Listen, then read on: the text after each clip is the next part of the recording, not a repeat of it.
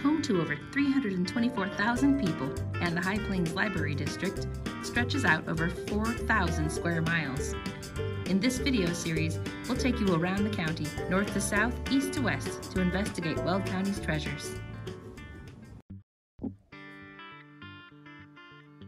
Today we'll visit a unique site in the far northwestern corner of Weld County, the Natural Fort near Carr, Colorado.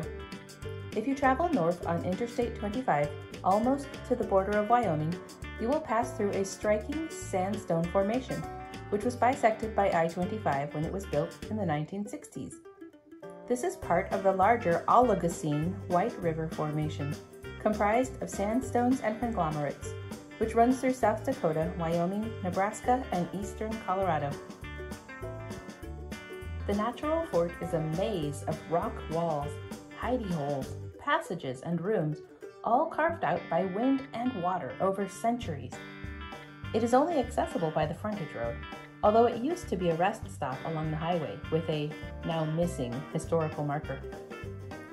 This fort was described by James P. Beckworth in his 1856 memoir as a stronghold manifestly thrown up in some of nature's grand convulsions, a huge mass forming a natural wall in front of a graduated height, varying from 25 feet to 6 feet.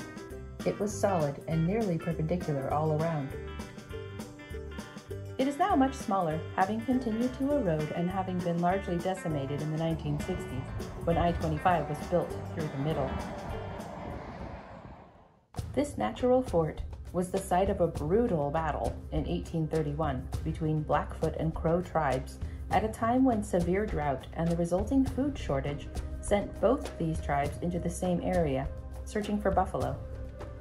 About 600 Crow people, under the leadership of James P. Beckworth, a black man who had become a chief of the Crow Nation, came upon a group of 160 Blackfoot people who took up a defensive position inside the natural fort and were trapped, as the Crow laid siege, eventually killing everyone inside. In the years since, all traces of the battle have been removed by natural processes and by visitors to the site. As you can see, there is graffiti painted on and carved into the rock everywhere, some allegedly from as long ago as 1866. Unfortunately, many visitors have also left their trash behind, and you should be careful of litter and broken glass. Wear closed-toed shoes and tread respectfully.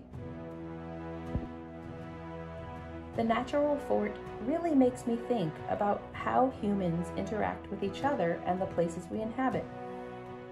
Here is simultaneously a place for marveling at the artistry of nature, a place literally blasted in half in the name of human progress,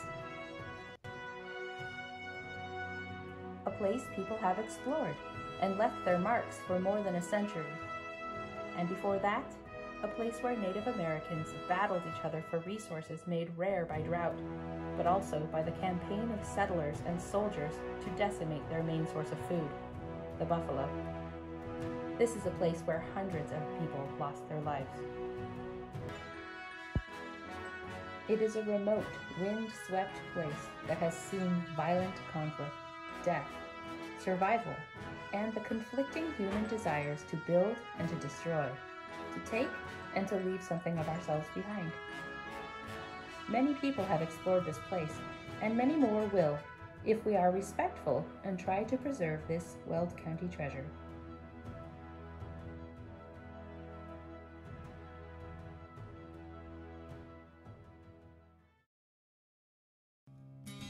Thanks for watching this episode of Weld County Treasures, and don't forget to visit another treasure, your local High Plains Library.